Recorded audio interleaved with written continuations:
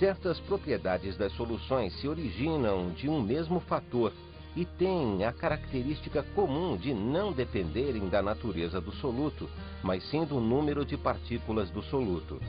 Estas propriedades receberam o nome de coligativas. Coligativo, do latim co, igual juntos, e ligare, igual ligar. As propriedades coligativas incluem o abaixamento da pressão de vapor do solvente, o abaixamento da temperatura de congelação do solvente, o aumento da temperatura de ebulição do solvente e a pressão osmótica. O estudo sobre as propriedades coligativas das soluções foi apresentado por volta de 1882 pelos químicos Rolodt e Van Hoff, e a partir daí os químicos puderam contar com um método digno de confiança para a determinação das massas molares dos compostos não voláteis.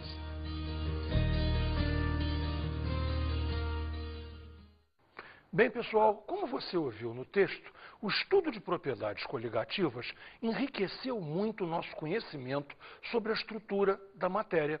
Fenômenos tais como ionização, dissociação, estrutura dos compostos iônicos se tornaram muito mais bem conhecidos. Assim sendo, essa aula para nós é super importante. E esse assunto, dependendo da região, é muito pedido. Precisamos aprender bem. Não vamos dar muita ênfase aos problemas com cálculos, mas vamos dar muita ênfase ao nosso conhecimento, ao nosso entendimento do aspecto qualitativo das propriedades coligativas. Bem, então agora, o que são as propriedades coligativas? Propriedades coligativas, afinal, o que é isso? Vem de coligare, junto, ligar, reunir, ou seja, depende da reunião de partículas, depende, em última análise, da concentração das partículas, depende de quantas partículas você tem num determinado volume. Ou seja, sem depender de quais são essas partículas, não importa se são moléculas ou íons, eu estou interessado realmente na concentração. Repara, vamos mais uma explicação, dessa vez vai ficar perfeito. Se eu tiver 1 mol de NaCl, eu tenho 2 mols de partículas, porque eu tenho 1 mol de Na+, e 1 mol de Cl-. Ou seja, para empatar com uma solução 1 molar de NaCl, eu preciso de uma solução 2 molar de glicose. Por quê? Porque a glicose é composto molecular. Consequentemente, a glicose não quebra em íons. Então, para ter 2 mols de moléculas de glicose, eu preciso de uma solução 2 molar. Bem, e quais são as propriedades coligativas? É o que nós vamos ver agora. Tonoscopia é o abaixamento da pressão de vapor do solvente. Repare uma coisa, se eu tenho uma solução, é mais difícil para a solução evaporar do que se o solvente estivesse puro. Mas isso eu vou te explicar com muito detalhe, não se preocupe. Vamos ver as próximas. A ebulioscopia estuda, analisa a elevação da temperatura de ebulição. Repare uma coisa, água pura ao nível do mar ferve a 100 graus Celsius. Se eu tiver uma água salgada, no mesmo nível do mar, ela vai ferver acima de 100 graus Celsius. Vai ter uma elevação da temperatura de ebulição. É isso que nós vamos estudar. A crioscopia analisa o abaixamento da temperatura de congelação de uma substância. Novamente, vamos exemplificar com água pura e água salgada. Água pura, sob pressão atmosférica normal e tal, ela vai congelar a 0 graus. Se eu tiver água salgada, ela só vai congelar abaixo de 0. Vai haver um abaixamento da temperatura de congelação. É este abaixamento que nós vamos analisar. E a última é a osmoscopia, que é a passagem de solvente através de membranas semipermeáveis. Essa aí nós também vamos ter que estudar com bastante detalhe, porque essa passagem por membrana é que vai definir todo o efeito. Bem, está na hora de começar. E vamos começar com a tonoscopia em detalhes. Imagine que você tenha um copo com água dentro. Nada além disso, um copo com água. Eu te pergunto o seguinte, essa água vai evaporar? Claro que vai. Um belo dia essa água pode secar e o copo ficar absolutamente sem água nenhuma? Claro que pode. Só espanta alguém? Não. Todo mundo explicaria naturalmente que houve evaporação. Mas o que muda se o meu copo for fechado? Vamos analisar com detalhe o esquema de um copo fechado. Repare, temos aqui um copo fechado. Vamos combinar o seguinte: nada sai, ou seja, não há a menor possibilidade de que partículas escapem do interior desse copo. O que eu tenho aqui? Eu tenho água líquida. Essa água líquida está pronta para evaporar. Ela evapora, chega até a tampa. Bem, e o que acontece quando chega até a tampa? Bem, essa água vai condensar na tampa. É visível esse fenômeno? Visível provavelmente não é. Porque, veja, a velocidade de evaporação é baixa. Consequentemente, a velocidade de condensação também é baixa. Bem, chegará uma hora em que o que vai acontecer é o seguinte: a velocidade de evaporação empata com a velocidade de condensação e o nível daquele copo não muda mais. E aí temos um problema crítico. O que o leigo acha? O leigo acha que a água não evapora. Gente, dizer que a água não evapora de um copo fechado é atribuir inteligência à água. Quer dizer que a água viu que o copo é fechado, a água pensou que aí não dá para evaporar, e aí a água tomou uma decisão: não vou evaporar. Gente, água tão inteligente assim, só a nossa gotinha da química, a água. A substância real, a água, não tem essa inteligência toda, não. Então, veja, você tem, naquele esquema, um sistema de troca entre evaporação e condensação. E a coisa entra num equilíbrio.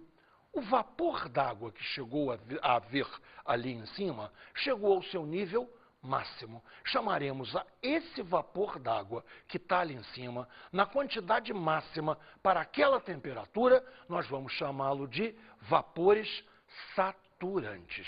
Tá ok? Guardou esse nome? Vapor ou vapores, tanto faz, saturantes. Repare, então, que agora nós vamos começar a análise do fenômeno da ebulição. Então, eu tenho agora, nessa água, eu tenho um aquecimento aqui por baixo. E nós não tínhamos pensado nela, eu tenho a pressão atmosférica aqui, se contrapondo à saída de vapor. Suponha que o aquecimento foi tal que se criou aqui uma bolha de vapor. Para essa bolha de vapor ter condição de sair, a pressão dela tem que, pelo menos, igualar a pressão atmosférica, pois enquanto a pressão atmosférica for maior que a pressão do vapor aqui nessa bolha, essa bolha simplesmente iria colapsar, essa bolha simplesmente iria implodir, sumir e não sairia jamais. Ou seja, para que essa bolha tenha condição de sair, a condição é a seguinte: a temperatura em que eu estiver tem que gerar uma pressão de vapor tal que eu empate com a pressão atmosférica. Caramba, vê se você entendeu. Para a bolha conseguir sair, eu preciso que a pressão de vapor seja igual à pressão atmosférica. Ganhamos, então, uma definição completamente nova, na qual você não havia pensado antes, para temperatura de ebulição. Veja só, o que é temperatura de ebulição, então? É a temperatura em que a pressão de vapor iguala a pressão ambiente. Isso tem uma consequência importante. A pressão de vapor de qualquer substância na sua temperatura de ebulição é igual à pressão ambiente. Perfeito, Gotinha. Isso aí é verdade. Isso aí é muito importante em prova. Porque, veja bem, as pessoas não pensam assim. Imagine assim, eu estou pensando na pressão de vapor da acetona, que é elevada. Na sua temperatura de ebulição, essa pressão de vapor iguala a pressão ambiente. E a água, que tem uma pressão de vapor mais baixa? Bem, na temperatura de ebulição da água, ela também iguala a pressão ambiente. Você lembrou muito bem desse detalhe. Bom, agora vamos ver direitinho qual é o efeito tonoscópico. Veja, definição de efeito tonoscópico. a pressão máxima de vapor do solvente na solução é menor que a pressão máxima de vapor do solvente puro. E por que seria assim? É muito fácil você entender por que seria assim. Evaporação depende fundamentalmente de espaço para evaporar. Imagine um pano qualquer, um pano de chão em sua casa, que você molhou, embolou e atirou a um canto. Ele vai permanecer dias molhado. Essa água vai levar muito tempo para evaporar e, consequentemente, o pano vai levar muito tempo para secar. Como é que mamãe pendura a roupa na corda? Ela estica essa roupa na corda. O que nós estamos aumentando? A superfície de contato. Nós estamos dando a chance de que a água evapore muito melhor. Ou seja, tudo vai depender da superfície de contato. Se eu tenho solvente puro, a superfície de contato é aquela que estiver livre no líquido. Se eu tenho solvente com um soluto dissolvido, as moléculas do soluto, embora eu não veja, estão ocupando espaço. Logo, o espaço superficial do solvente ficou menor. Você sabe por quê? Eu sei. É que as partículas do soluto ocupam espaço na superfície, atrapalhando a evaporação. Muito bem, Gotinha, você está pegando todas. Bem, esse estudo todo, quem matematizou esse estudo foi um químico francês chamado Raoult. Vamos analisar como ele fez uma lei prática relativamente simples para calcular qual é essa diferença entre a pressão de vapor do solvente puro e a pressão de vapor do solvente na solução.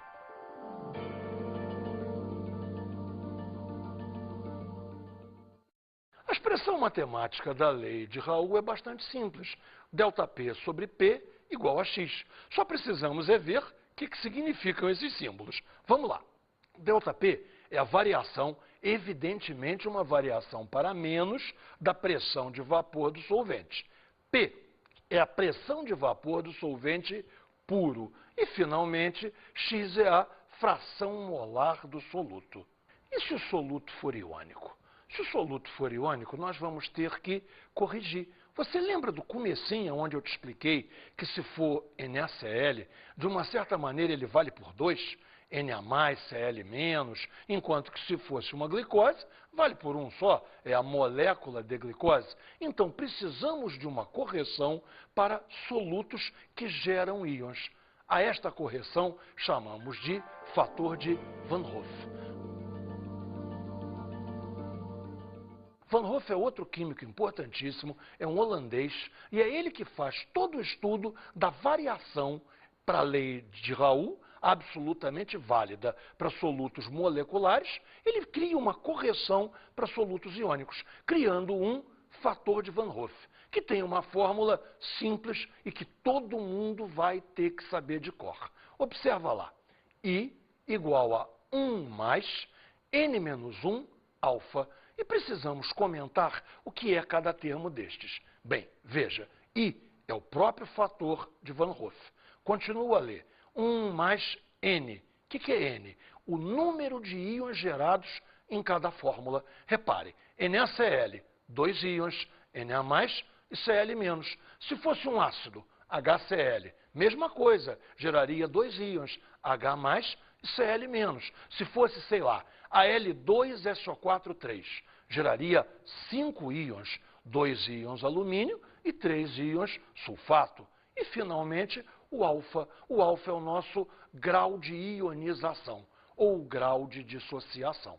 E, finalmente, temos o nosso alfa, que é o grau de ionização, ou dissociação, tanto faz, do soluto. Observe, então, o seguinte. 1 mol de soluto gera I mols de partículas. Observe, então, este é o significado do fator de Van Hoff, o I. 1 mol do soluto gerando I mols de partículas. Temos, então, como corrigir. Suponha que antes a fórmula multiplicava por 1 mol, e agora multiplica por I mols de partículas. Essa é a contribuição fundamental de Van Hoff ao estudo das propriedades coligativas. No caso particular de um soluto iônico, nós vamos considerar o valor de alfa como sendo 1. Então, a fórmula I igual a 1 mais n menos 1 alfa, se esse alfa é 1, fica n menos 1 vezes 1. Então, fica 1 mais n menos 1. 1 mais n menos 1, o I é igual a n, ou seja, suponha de novo, NaCl, 2 íons, então o fator I é 2. Al2 é SO4, 3.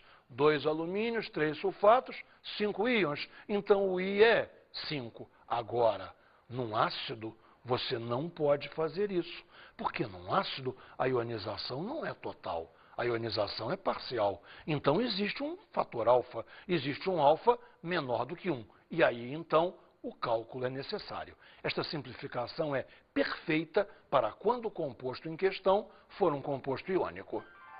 Bem, vamos ver agora ebulioscopia e crioscopia. Os efeitos são os seguintes.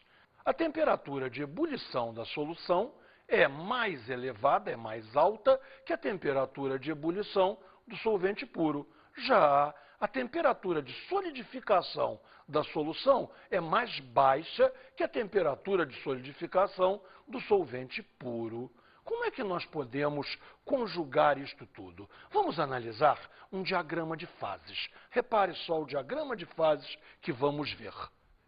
Eu sempre gosto de pensar no diagrama de fases como tendo um Y, e eu gosto de pensar na parte superior desse Y como sendo a parte de um cálice.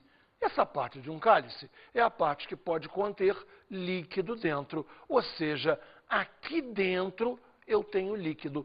Para cá, eu tenho as temperaturas mais baixas. Se eu tenho temperaturas mais baixas, eu tenho sólido. Enquanto que para cá, eu tenho as temperaturas mais altas, então eu tenho vapor. Considere o Y de dentro, vamos ver assim. Esse Y interno é o da água. Então, repare, na pressão de 760 milímetros de mercúrio, a temperatura de solidificação da água é 0 graus Celsius. Enquanto que na mesma pressão de 760 milímetros de mercúrio, a temperatura de ebulição da água é 100. 0 e 100. Ou seja, 0 e 100. Os valores aqui você está super acostumado a ver. Agora repare, o grande Y externo também é um diagrama de fase, mas é um diagrama de fase para uma solução 1 molar de glicose. Você ainda lembra o que é 1 molar? 1 mol de soluto para 1000 gramas, ou seja, 1 quilograma de solvente. No nosso caso, naturalmente, o solvente é a água, ou seja, solução 1 molar de glicose. Eu tenho 1 mol de glicose para 1 quilograma, 1000 gramas de água. Vamos ver como é que fica o diagrama de fases para os respectivos pontos de fusão e ebulição. Concentre, então, no grande Y externo. Está aqui. Repara aqui. Na temperatura de 760, eu vou procurar pelo meu ponto de ebulição. Encontrei aqui a 100,52. Ou seja, a água fervia a 100. A solução 1 molar de glicose ferve a 100,52. Ou seja, uma solução 1 molar de glicose em água ferve 0,52 graus Celsius acima do ponto de ebulição da água pura.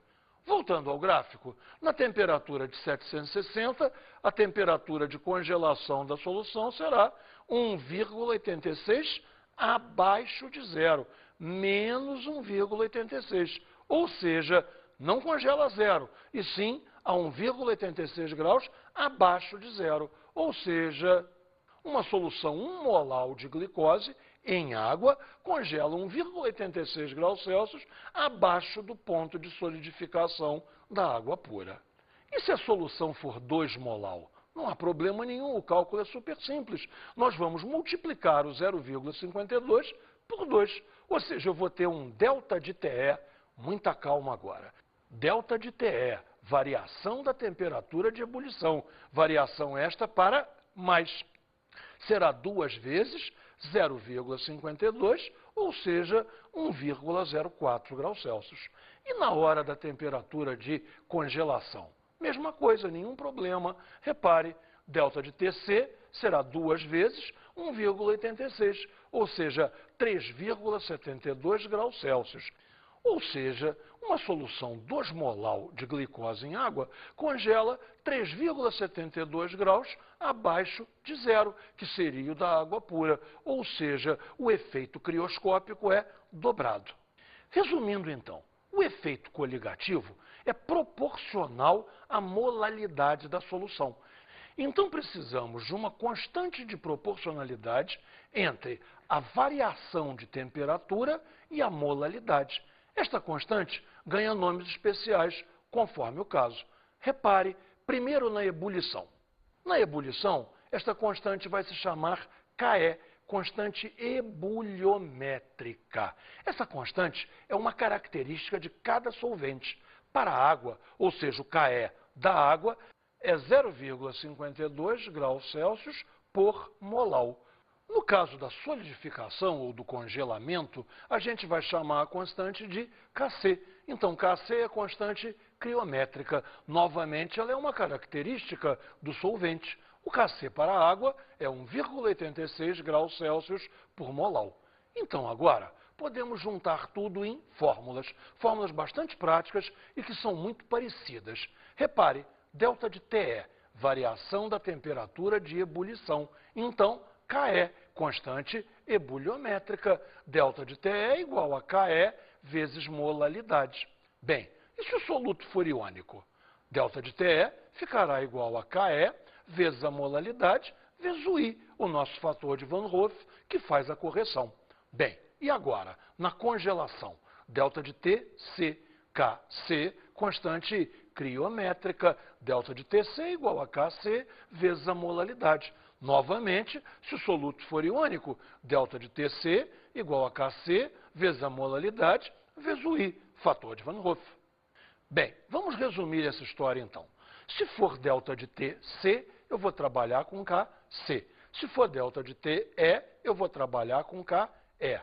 E fora isso, a única coisa que você vai se preocupar é se o soluto gera íons ou não gera íons. Se não gera íons, tudo bem. E, se gerar íons, multiplique por I, multiplique pelo fator de Van Hoff. Nada a se preocupar. Esses cálculos não vão nos atrapalhar em nada. Bem, está na hora de irmos para a última das propriedades coligativas. Vamos estudar agora a osmose. Bem, todo fenômeno osmótico depende da existência de uma membrana semipermeável. E que história é essa de membrana semipermeável? É o seguinte, é muito simples. Uma membrana semipermeável permite a passagem do solvente, sem permitir a passagem do soluto. Ou seja, solvente passa, suponha que é água, água passa. Suponha que o soluto é sal, sal não passa. Ou seja, moléculas de água se chocam contra a membrana semipermeável e podem passar ou não. Passarão ou não, isso é um problema estatístico. Agora, partículas de sal, os íons Na+, Cl-, não passa nenhum. Suponha, então, uma situação como que mostra o esquema. Temos um frasco separado em duas partes por uma membrana semipermeável. De um lado, apenas o solvente dessa solução deste lado de cá. Então, vê se você entendeu. Aqui é, por exemplo, água com sal. Vamos pensar em água com glicose. E desse lado eu tenho apenas água. Veja, moléculas de água batem aqui, moléculas de água batem aqui também. E, ocasionalmente, passam ou não passam. Mas moléculas de glicose não existem aqui. Só existem moléculas de glicose aqui. As moléculas de glicose se chocam e não passam.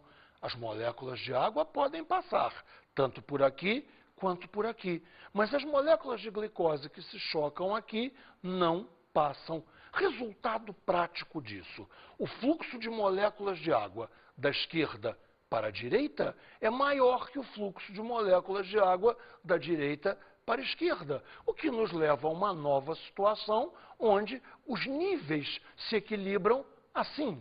Repare, o solvente aqui ficou num nível bem mais baixo, ou seja, passou o solvente para cá. A solução foi diluída pela passagem do solvente. Chamaremos então de pressão osmótica a pressão que fez a água passar em maior quantidade do solvente para a solução, diluindo a solução. Essa ideia de pressão osmótica nos leva a precisar uma medida da pressão osmótica. Como vamos então determinar? É fácil. Nós vamos determinar qual a pressão que impede a osmose. Me acompanhe no esquema. Veja, vamos chamar de pressão osmótica a pressão que deve ser feita sobre a solução para impedir a entrada de solvente. Eu impeço a entrada de solvente pressionando este lado, ou seja, eu tenho que fazer força sobre uma área. Lembre, por favor, que força sobre área é pressão. Eu preciso de uma pressão para impedir a osmose. Repare que esse termo é traidor. Todo mundo pensa assim: pressão osmótica é a pressão da osmose tão natural. Não é isso não. Por favor, preste atenção. Pressão osmótica é a pressão que é necessária para impedir a osmose, para bloquear a osmose, fazer com que a osmose não ocorra. Bem, as fórmulas para a pressão osmótica são incrivelmente semelhantes às fórmulas para gases. Você lembra do PV igual a nRT? Vamos ficar com o P e chamar o P de π, a pressão osmótica. Jogamos o V para o outro lado, ficamos com N sobre V.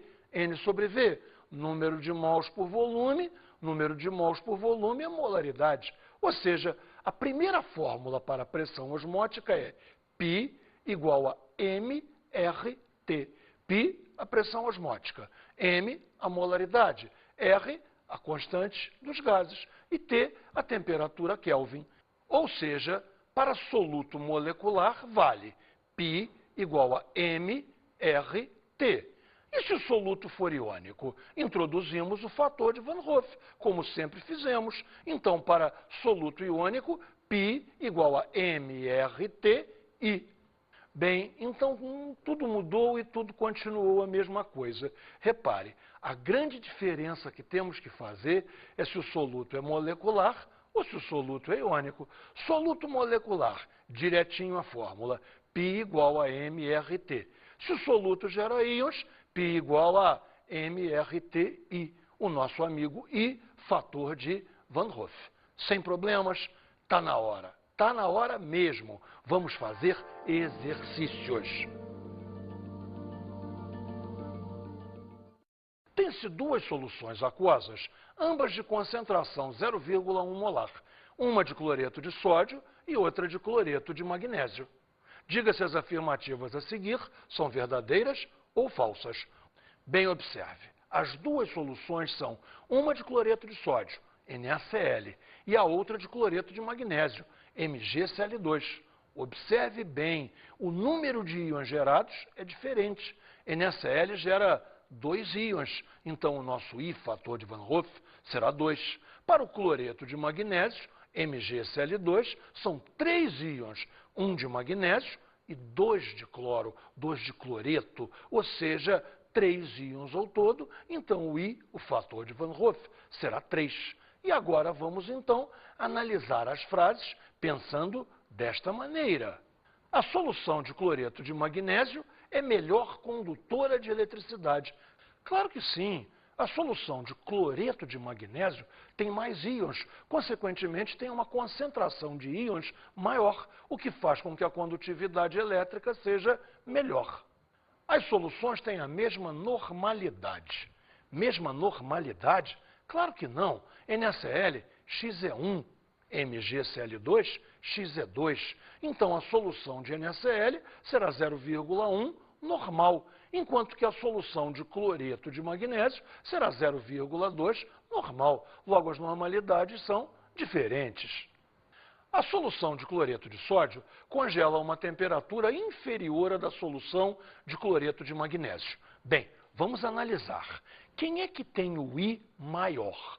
O cloreto de magnésio, no qual o I vale 3. Então, no cloreto de magnésio, o efeito crioscópico é maior. Logo, a solução congela a uma temperatura menor. Claro, o efeito é mais intenso, vai ter um delta de Tc maior. Logo, o congelamento vai ser numa temperatura mais baixa para o cloreto de magnésio e não para o cloreto de sódio. A afirmação está errada.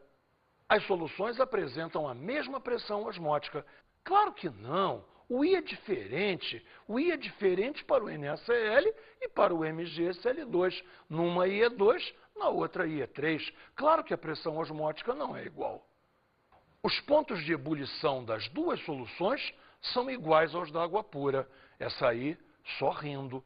Seriam iguais aos da água pura se não existissem as propriedades coligativas. Ou seja, se nada do que nós estudamos nessa aula valesse. Claro que não, a afirmativa chega a ser engraçada. Vamos então a um último exercício que extraímos de uma prova do ITA. Temos 3 soluções de açúcar em água, 1, 2 e 3. As soluções 1 e 3 são postas em copos distintos. Com a solução 2, enchemos 2 saquinhos de celofane em forma de envoltório de salsicha. Os saquinhos são suspensos por um fio nos 2 copos, conforme mostra o esquema. Os saquinhos não vazam, todavia, seu conteúdo muda de volume conforme assinalado no desenho. Qual a ordem crescente de concentração das soluções? Observe comigo no desenho. 2 vazou para 1. O saquinho murchou, ou seja, passou água da solução 2 para a solução 1. A solução 2 está tentando diluir a solução 1. Logo, 1 é mais concentrada que a 2. Aqui, observe, passou água de 3 para 2. 3 está diluindo a 2. Quer dizer que a 2 é mais concentrada do que a 3. Se a 2 é mais concentrada do que a 3, qual é a ordem geral? 1, depois 2, finalmente 3. Ou seja, 1 é a solução mais concentrada de todas. 3 é a solução mais diluída de todas. Vamos então agora às nossas dicas de estudo.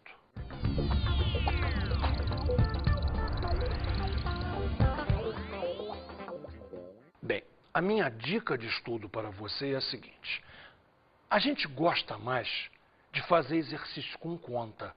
Um exercício no qual você acha 0,47 e acerta. É sempre mais emocionante acertar um número do que um conceito. Mas essa é a minha dica para você. Os exercícios conceituais são mais importantes. Parecem mais bobos. Não são, não. Exercícios como esse último que nós vimos, onde precisamos decidir uma ordem de concentrações, sem, na verdade, ter feito conta nenhuma, olhando apenas o que aconteceu, são muito mais importantes em propriedades coligativas do que os exercícios com cálculos. Claro que você vai fazê-los com cálculos também, mas eu vou ficar muito satisfeito se você acertar e entender todos os exercícios conceituais. Veja só, isso é que importa, entender o fenômeno. Fazer a conta certa é consequência. Bom trabalho para você.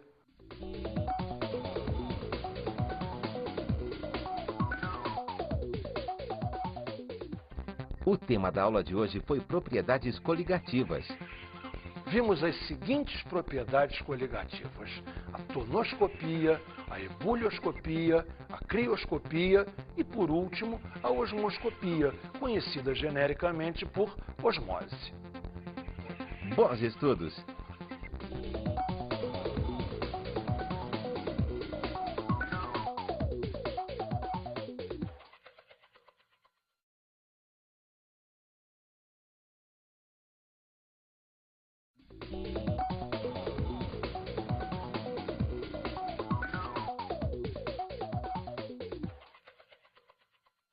Meu querido professor, minha amiga professora, eu estou cansado de escutar e não concordo em hipótese alguma a frase propriedades coligativas é chato.